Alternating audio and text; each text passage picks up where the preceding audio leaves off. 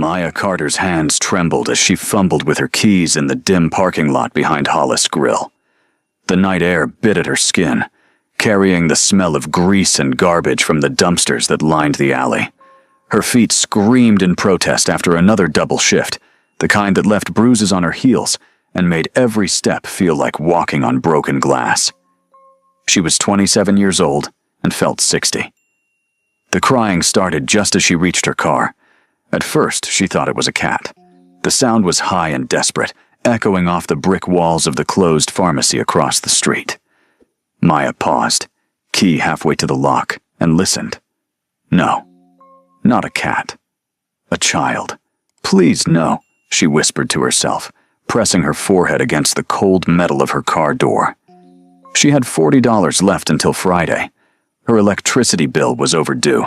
The last thing she needed was to get involved in someone else's crisis. But the crying continued, broken and terrified, and Maya felt something inside her chest crack open.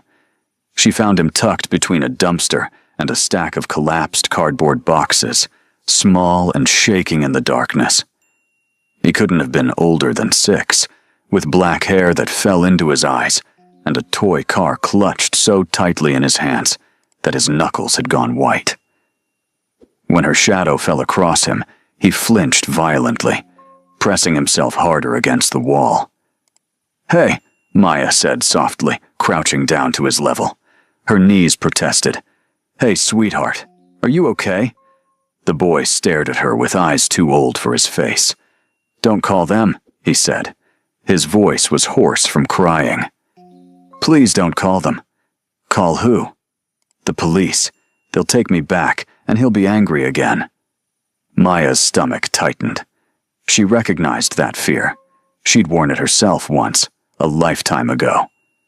"I'm not calling anyone yet," she said. "But you can't stay here. It's not safe. Where are your parents?"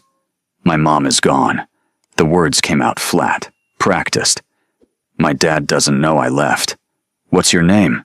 "Eli." He looked down at the toy car in his hands. "Eli Kwan." The name meant nothing to Maya. She glanced around the empty alley, weighing her options. Every instinct screamed at her to walk away, to call social services and let them handle it. But Eli was looking at her now, with something like hope, breaking through his terror, and Maya knew she was already lost. "Are you hungry?" she asked. Eli nodded. "Come on then. There's a diner 2 blocks from here. We'll get you something to eat and figure this out."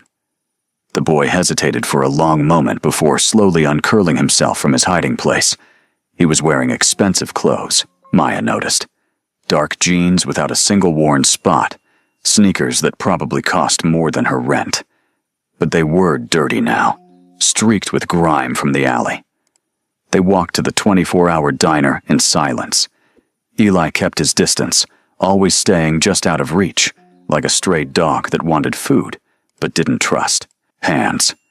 Maya ordered him pancakes and scrambled eggs, and watched him devour them with the single-minded focus of genuine hunger. "When did you last eat?" she asked. "Breakfast.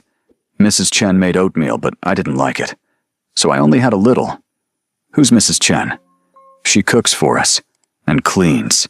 She's nice, but she's scared of my dad." Maya wrapped her hands around her coffee mug, feeling the warmth seep into her cold fingers. "Why did you run away, Eli?" The boy's fork paused halfway to his mouth. For a moment she thought he wouldn't answer. Then quietly, "I heard him yelling on the phone, about getting rid of problems, about making sure no one found out. And I got scared because sometimes, when people are problems, they disappear." The hair on the back of Maya's neck stood up. "Your dad said that?" "He says lots of things. He doesn't know I listen." Eli put down his fork and looked at her directly. "Will you take me back to the police?" "I don't know yet," Maya said honestly. "But I won't leave you alone. That's a promise." The decision to take him home was insane. Maya knew it even as she buckled him into the passenger seat of her ancient Honda Civic, even as she drove through the empty streets toward her cramped studio apartment in the cheapest part of Riverside City. She should have called someone, anyone. But Eli's terror at the mention of police had been too real, and Maya had learned long ago that sometimes the systems meant to protect children failed spectacularly. Her apartment was a single room with a kitchenette, a bathroom barely big enough to turn around in, and a mattress on the floor that she'd bought used 3 years ago. Eli looked around with wide eyes, taking in the water stains on the ceiling and the space heater in the corner that only worked on its highest setting.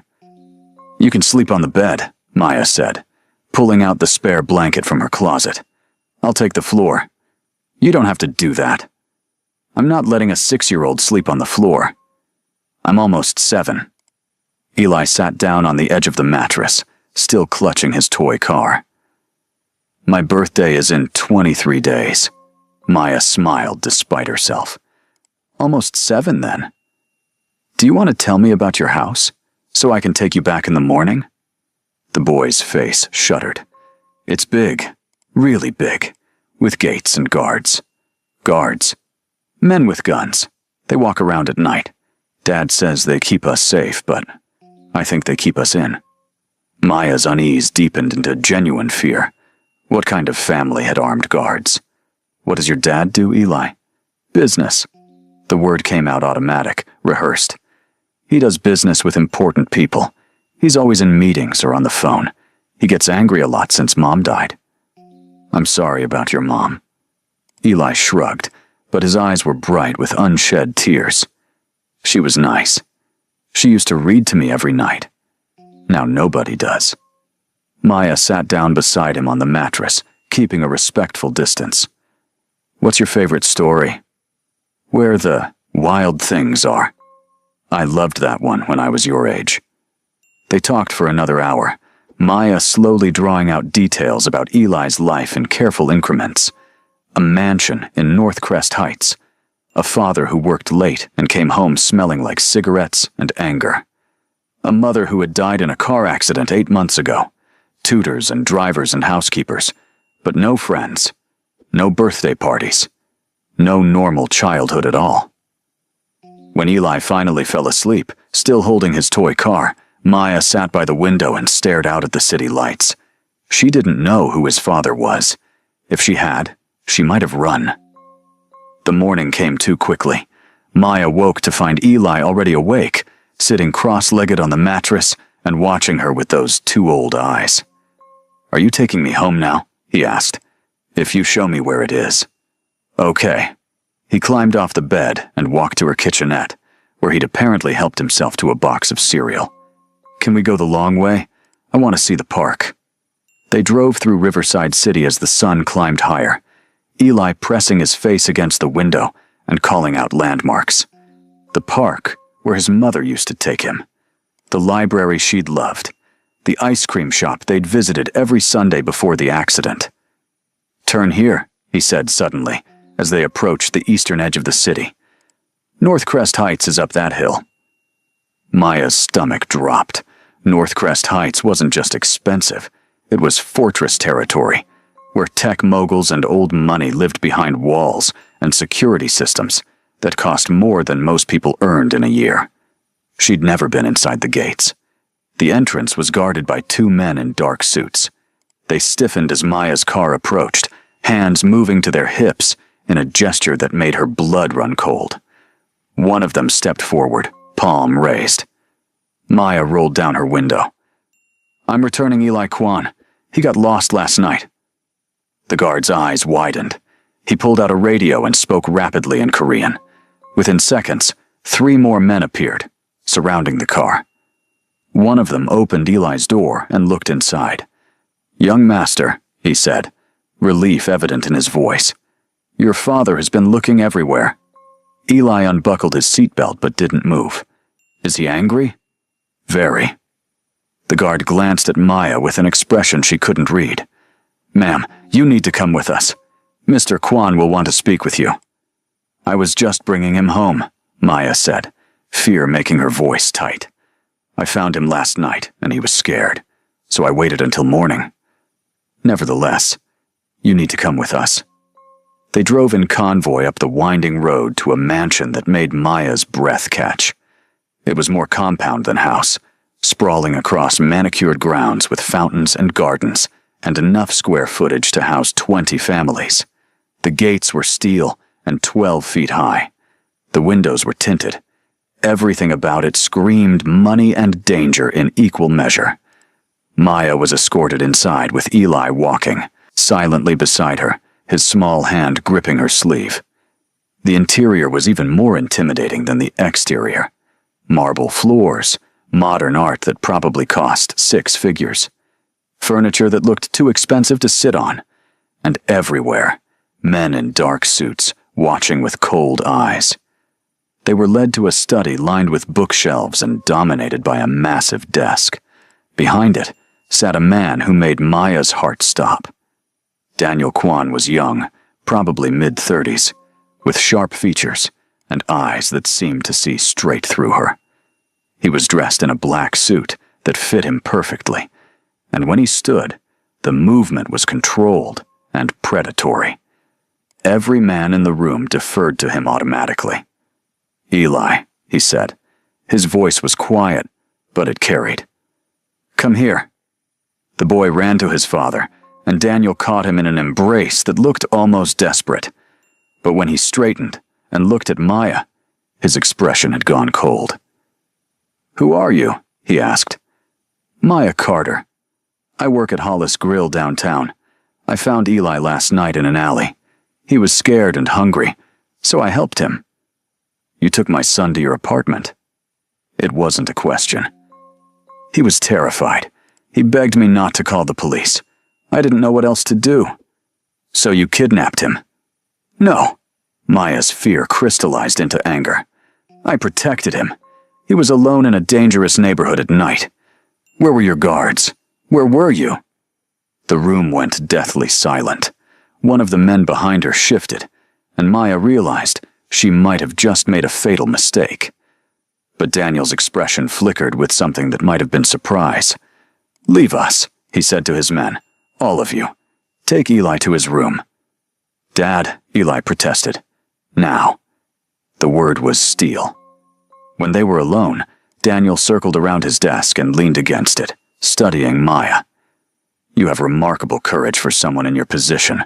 Most people don't speak to me that way." "Maybe they should," Maya said, though her heart was hammering. Eli was alone and scared. "He's 6 years old. Almost 7, she corrected, remembering his words. "Whatever you're involved in, he's a child caught in the middle of it." "What do you think I'm involved in?" "I don't know. But children don't have armed guards unless their parents are into something dangerous." Daniel's smile was sharp and mirthless. "Perceptive. Tell me, Maya Carter, what do you want?" "Nothing. I just wanted to make sure he got home safe." "People always want something. Money? A job? Information to sell to my enemies?" "I want to go home," Maya said flatly. "I have a shift in 4 hours, and I can't afford to lose it." He studied her for a long moment. Then, to her surprise, he laughed. It was a bitter sound. "You're either very honest or very good at lying. My chief lieutenant will investigate your story. If you're telling the truth, you'll be compensated for your time and trouble. If you're not," he let the threat hang. "I'm telling the truth. We'll see." Maya was questioned for 3 hours by a man named Mr. Park, who had the kind of calm demeanor that made her more nervous than Daniel's cold fury. He asked about every detail of the previous night, cross-referencing her answers against Eli's statement and surveillance footage from around the city. By the time he was satisfied, Maya was exhausted and shaking. "You're free to go," Mr. Park said finally. "A car will take you home." "What about Eli?" "That's not your concern." "I'm making it my concern. Is he safe here?" Mr. Park's expression softened slightly.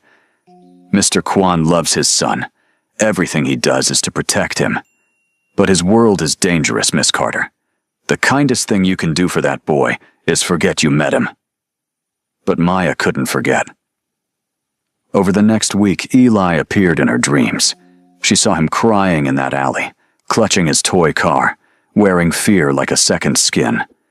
She thought about the empty mansion, and the armed guards, and the father who worked too much and came home smelling like anger.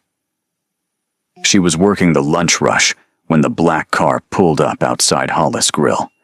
Mr. Park stepped out, and Maya's stomach dropped. He waited until her shift ended, then approached her table. "Mr. Kwan wants to see you," he said. "Why?" "Eli has been asking for you. He won't eat, won't sleep. He keeps asking when Miss Maya is coming back." "I'm not coming back. Your boss made it clear I wasn't welcome. Mr. Kwan is reconsidering. He's offering you a job." "What kind of job?"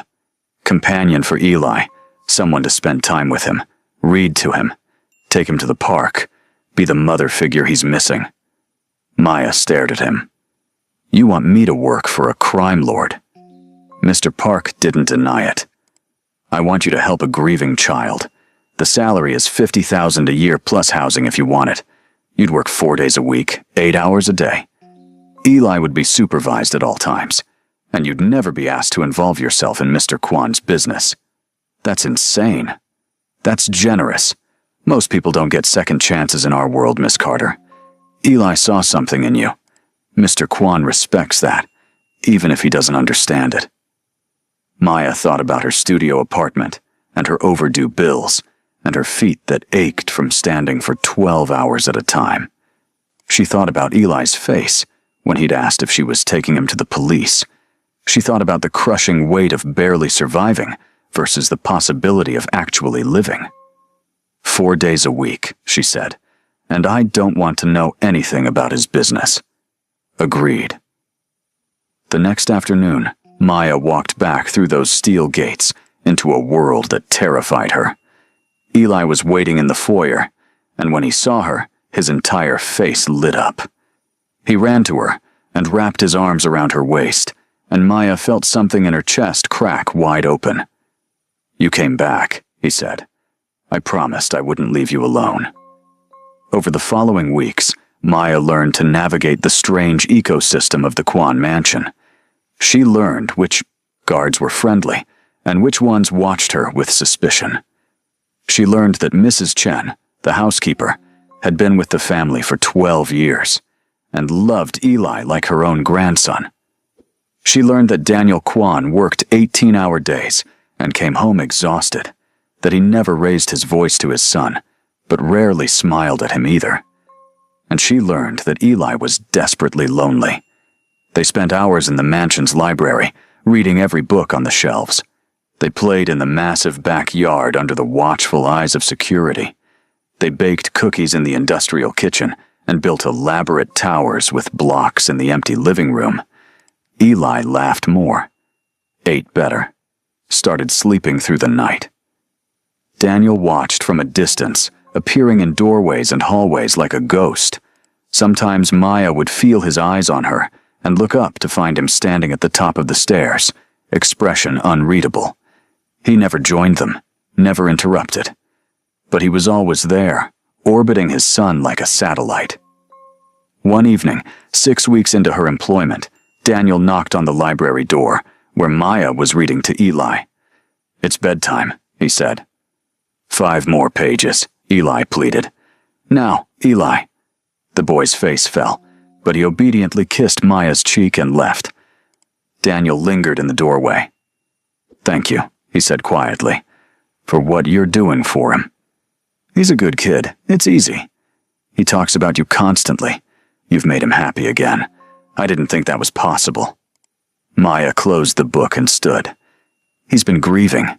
He needed someone to see him, not just protect him. "And what about me?" The question came out raw. "Do you see me too?" Maya met his eyes. In the soft lamplight, Daniel looked younger, tired, more human than monster. "I see a man who loves his son but doesn't know how to show it.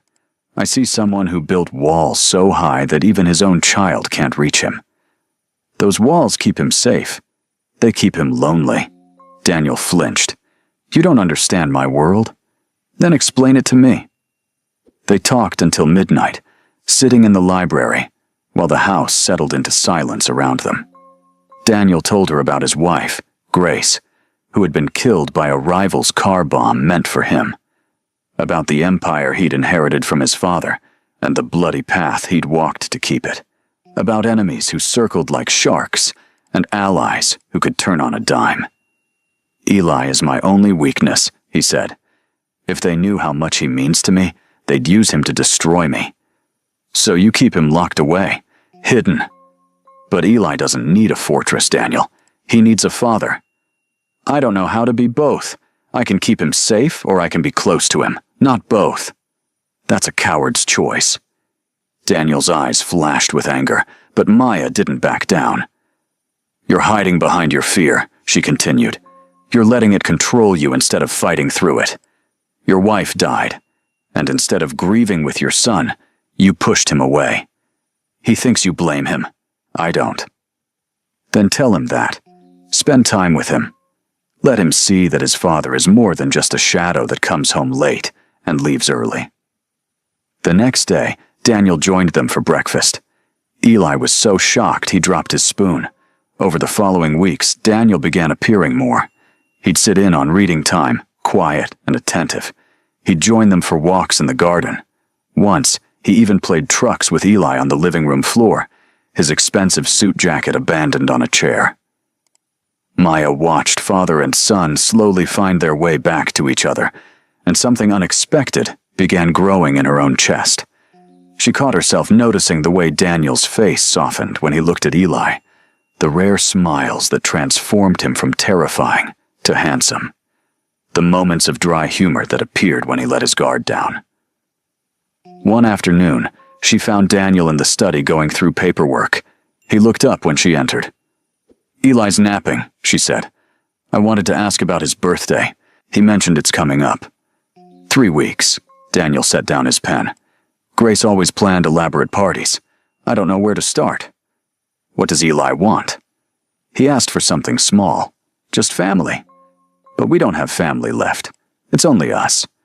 "Then make it special for just the 3 of you. Bake a cake. Play games. Make him feel loved.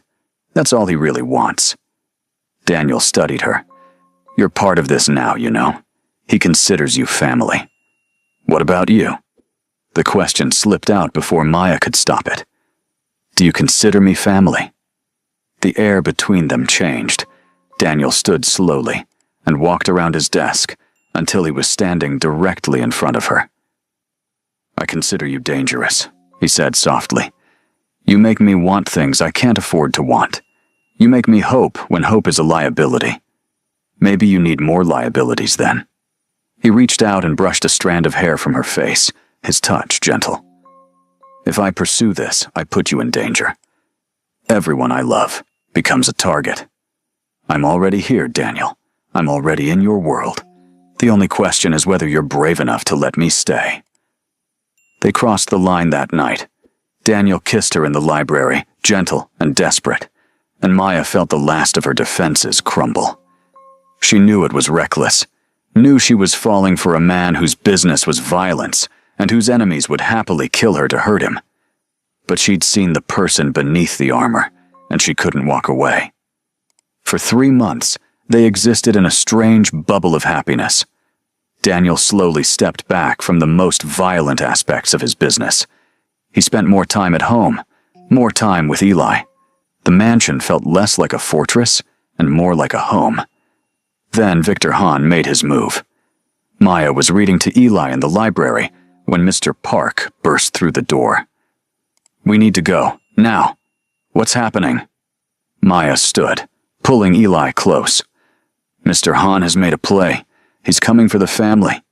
We're evacuating to the safe house." The next hours were chaos. Armed men flooded the mansion. Cars appeared in the driveway. Daniel appeared from his office, his face hard and cold again, and Maya saw the crime lord resurface fully. "Take them to the hillside location," he ordered Mr. Park. Then to Maya, "Stay with Eli. Don't let him out of your sight." "Where are you going?" "To end this." "Daniel, no. This isn't a debate." He cupped her face in his hands, his eyes fierce. "I told you everyone I love becomes a target.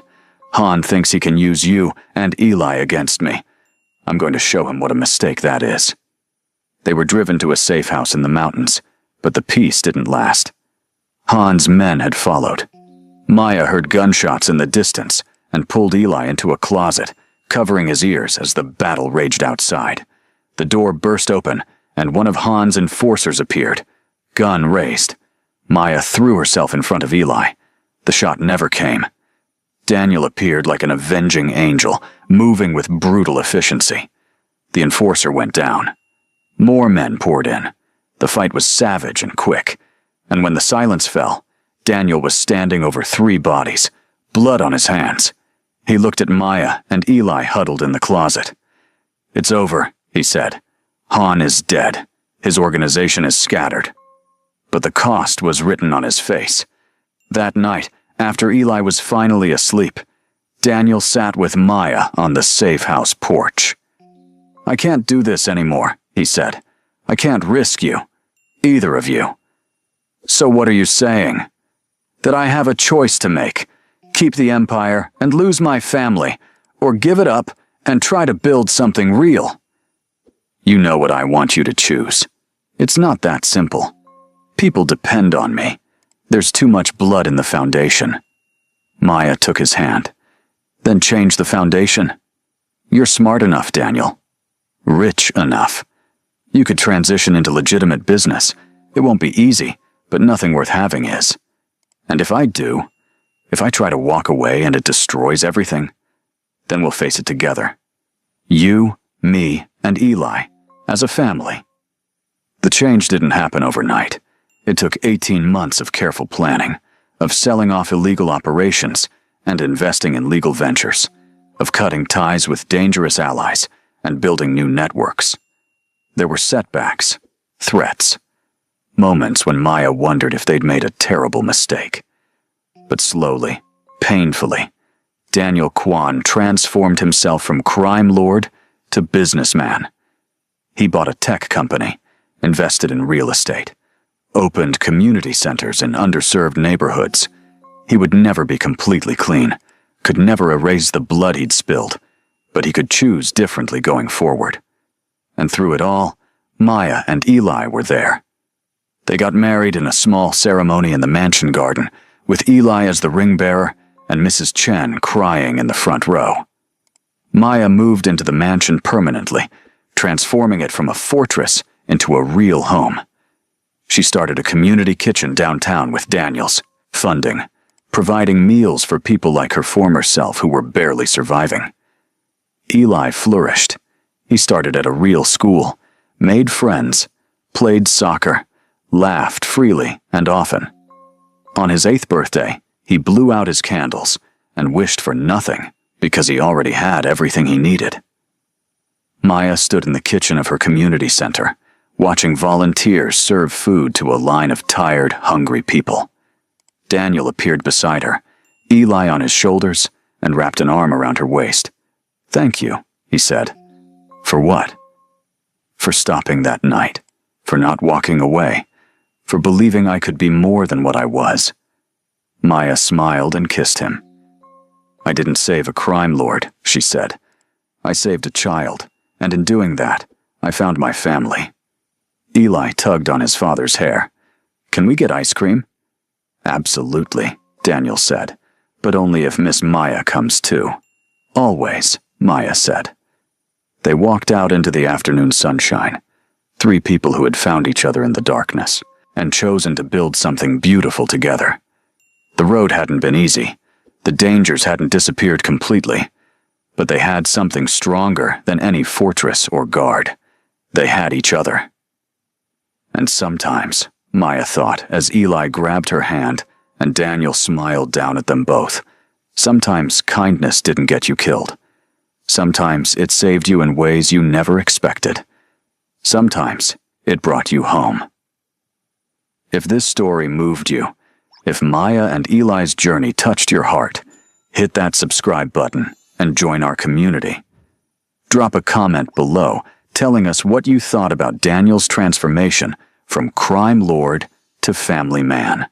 And don't forget to like this video to help others discover this story. Your support means everything and helps us bring you more powerful narratives like this one. Until next time, remember that sometimes The bravest thing we can do is choose compassion, even when it scares us.